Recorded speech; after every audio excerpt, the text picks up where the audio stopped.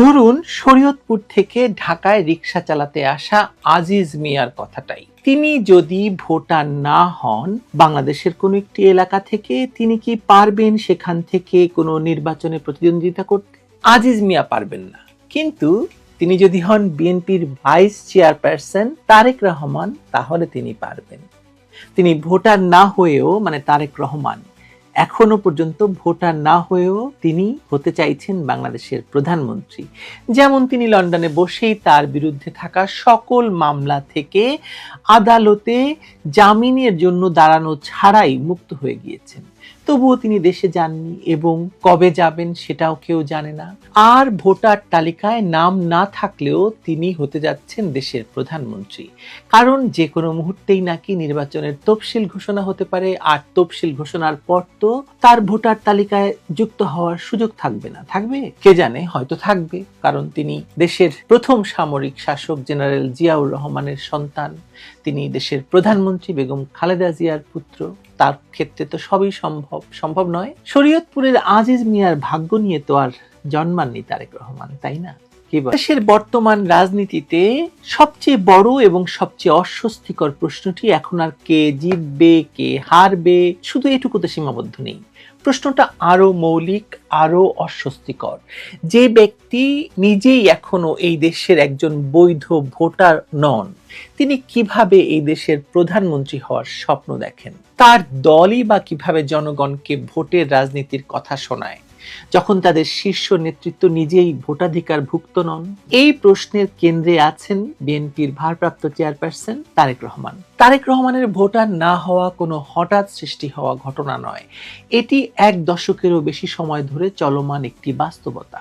কিন্তু সময় বদলেছে, প্রেক্ষাপট বদলেছে, রাষ্ট্র ক্ষমতার ভারসাম্য বদলে গেছে। ক্ষমতাচ্যুত আওয়ামী লীগ নিষিদ্ধ, নিবন্ধন স্থগিত তারা নির্বাচনে অংশ নিতে পারছে না। রাজনীতির মাঠ এখন কার্যত ফাঁকা, সম্পূর্ণই ফাঁকা বলতে পারেন। নির্বাচন সামনে, অন্তত সরকার বলছে।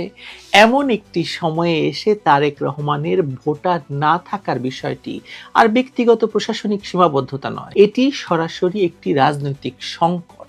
সরকার একদিকে বারবার বলে যাচ্ছে তারেক রহমান চাইলে ট্রাভেল পাস পেয়ে যাবেন, একদিনের মধ্যেই দেশে ফিরতে পারবেন, চাইলে তিনি ভোটার হতে পারবেন।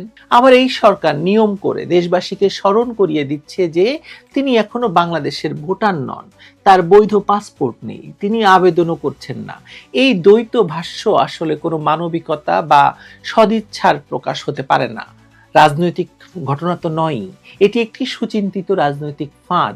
সরকার দেখাতে চাইছে বাধা তারা দিচ্ছে না, বাধা তৈরি করছেন তারেক রহমান নিজেই, অর্থাৎ তিনি নিজেই দেশে ফিরতে চাইছেন না, মানে নির্বাচনেও আসতে চাইছেন না। এই বয়ানটাই জনমনে ঢোকানো হচ্ছে। ইউনূস সরকার খুব চমৎকার ভাবে এটি জনমনে ঢুকিয়ে দিয়েছে। তারেক রহমান এই মুহূর্তে দেশের বাইরে, অনেক বছর ধরে তিনি বাইরে, অথচ তার মা খালেদা জিয়া গুরুতর অসুস্থ। দেশের 3 বাহিনীর প্রধান উপদেষ্টা, একের পর এক উপদেষ্টা, বিএনপির শীর্ষ নেতারা হাসপাতালে গিয়ে তাকে দেখে আসছেন। এমনকি লন্ডন থেকে তারেক রহমানের স্ত্রী খালেদা জিয়ার পুত্রবধূ ডাক্তার জুবাইদা রহমানও দেশে এসেছেন। এই তালিকায় একটি নাম নেই, কেবল তারেক রহমান, তার নাম নেই। তিনি নিজেই জানাচ্ছেন যে তিনি ফিরতে পারছেন না। সরকার বলছে তারা তার ফেরায় বাধা দেবে না। এই টানাপোড়েনের রাজনীতিটা খুব নির্মম। একদিকে অসুস্থ মা, অন্যদিকে অনিশ্চিত রাজনীতি, আর মাঝখানে এক নেতা যাকে ঘিরে গোটা দলের ভবিষ্যৎ ঝুলে আছে। এই পরিস্থিতিতে এসে প্রশ্ন উঠছে যে তারেক রহমান আদৌ এই নির্বাচনে অংশ নিতে চান কি চান না। অংশ নিতে চাইলে তাকে প্রথমেই দেশে ফিরতে হবে, ভোটার হতে হবে। বাস্তবতা বলছে তফসিল ঘোষণার পর নতুন করে ভোটার হওয়া প্রায় অসম্ভব। কমিশনের ফুল বেঞ্চের সর্বসম্মত সিদ্ধান্ত, আদালতের ডিক্লারেশন, সব মিলিয়ে বিষয়টি অত্যন্ত জটিল। আরপিও তাই বলছে নভেম্বরের শেষ বা ডিসেম্বরের শুরুতে ফেরার যে কথাবার্তা শোনা যাচ্ছিল তার সময়ের হিসাবে মারাত্মক ঝুঁকিপূর্ণ ছিল, কিন্তু ডিসেম্বরের এখন তো প্রায় দ্বিতীয় সপ্তাহ চলে। একদিন এদিক ওদিক হলেই পুরো ঘটনাটা বন্ধ হয়ে যাবে, মানে এই তার ভোটার হওয়ার ব্যাপারটা। প্রশ্ন আরো আছে, বিএনপি কি আদৌ তারেক রহমানকে নিয়ে নির্বাচনের পথে হাঁটছে, নাকি তাকে বাদ দিয়ে একটি ম্যানেজ ট্রানজিশনের দিকে দলকে ঠেলে দেওয়া হচ্ছে। অতীতের স্মৃতি খুব স্বস্তিদায়ক নয়। 2018 সালে তারেক রহমানকে বাইরে রেখেই বিএনপি ডক্টর কামাল হোসেনকে সামনে রেখে ঐক্যফ্রন্ট গঠন করেছিল। তখনও একই প্রশ্ন উঠেছিল যে জিতলে প্রধানমন্ত্রী কে হবেন। বিদেশিরা এই প্রশ্ন করেছিল বিএনপিকে। বিএনপি কোনো পরিষ্কার সদুত্তর দিতে পারেনি। ফলাফল ছিল রাজনৈতিক বিপর্যয়, সাংগঠনিক ভাঙন, কর্মীদের হতাশা এবং শেষ পর্যন্ত দলের আরো সংকোচন। সে সময় তো আওয়ামী লীগের উপর দোষ চাপিয়ে পার পাওয়া গেছে, এবার কার উপর দোষ চাপাবে বিএনপি?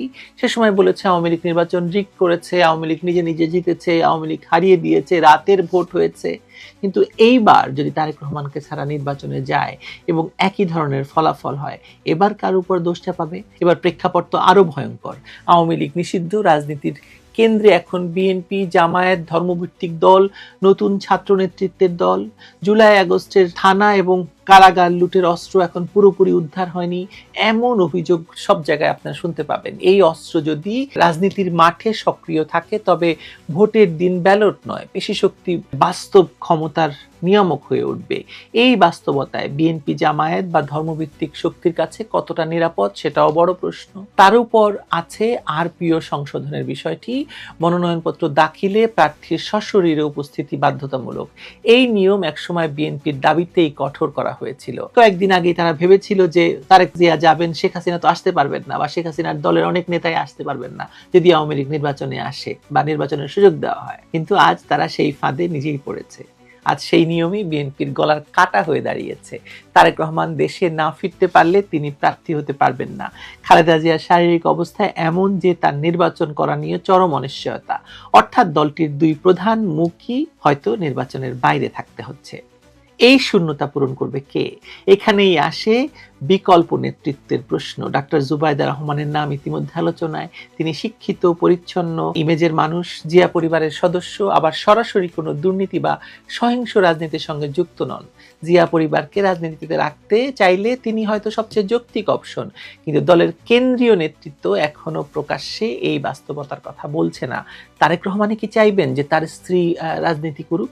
আমার তো মনে হয় না। তারা এখনো আনুগত্যের নাটক চালিয়ে যাচ্ছেন, যেন তারেকই সব, খালেদাই সব।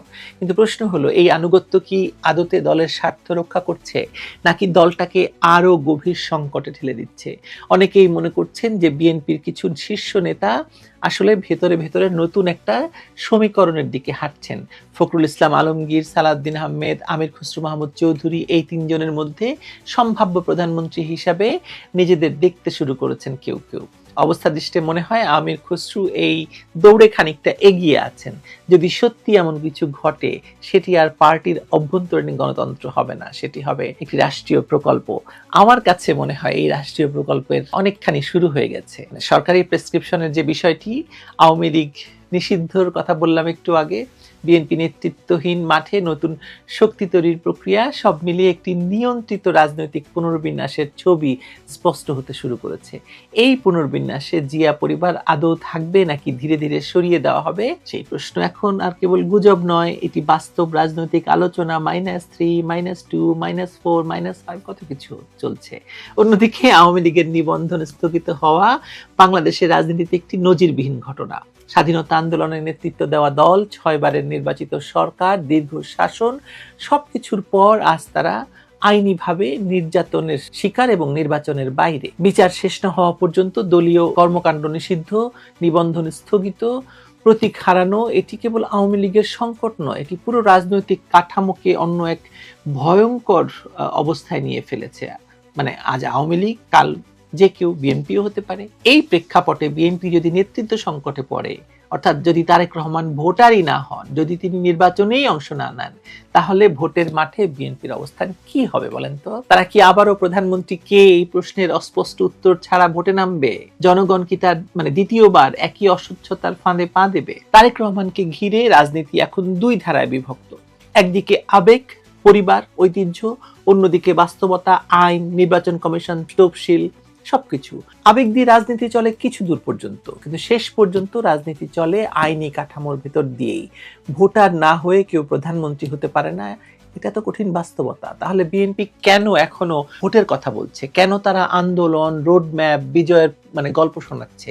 এর একটা ব্যাখ্যা হতে পারে যে দল এখনো নিশ্চিত নয় তাদের চূড়ান্ত পথটা কি হতে পারে, কোথায় গিয়ে দাঁড়াবে তারা একদিকে তারেক রহমানকে প্রতীক হিসাবে ধরে রাখছে, অন্যদিকে বাস্তবে তাকে ছাড়াই একটি নির্বাচন ব্যবস্থার প্রস্তুতিও নিচ্ছে হয়তো। এই দ্বৈত রাজনীতি আগেও দেখা গেছে, কিন্তু এবার স্টেকস অনেক বেশি। এবার আওয়ামী লীগ নেই, এবার মাঠে শূন্যতা, এবার ভুল করলে আর দ্বিতীয় সুযোগ নাও আসতে পারে। আবারও সেই প্রশ্ন তুলতে হয়, তারেক রহমান যদি ভোটারই না হন, যদি তিনি নির্বাচন না করেন, তাহলে তিনি কেন এখনো প্রধানমন্ত্রী হওয়ার আলাপের কেন্দ্রে? আর যদি সিদ্ধান্ত হয় তাকে বাদ দিয়েই বিএনপি যাবে, তবে সেটা কি দলের নিজস্ব সিদ্ধান্ত নাকি রাষ্ট্রের সাজিয়ে দেওয়া স্ক্রিপ্ট, ডক্টর ইউনূসের -2, -3, -4 এর সেই স্ক্রিপ্ট? এই প্রশ্নের পরিষ্কার উত্তর বিএনপিকে দিতেই হবে। না দিলে 2018-র ইতিহাস আবার ফিরবে, শুধু ফলাফল হবে আরো নির্মম। বিএনপির জন্য হয়তো তখন পুরো গেমটাই ওভার হয়ে যাবে। আমি অবশ্য দীর্ঘদিন ধরেই এই গেম ওভারের কথা আপনাদের শুনিয়েছি। আপনারা বলুন তো, এখনো পর্যন্ত আমার বিএনপি বিষয়ক কোনো বিশ্লেষণ মিথ্যে হয়েছে কিনা? আশা করি হয়নি, এবং এবারও হবে না। বিএনপির গেম কি তাহলে ওভার?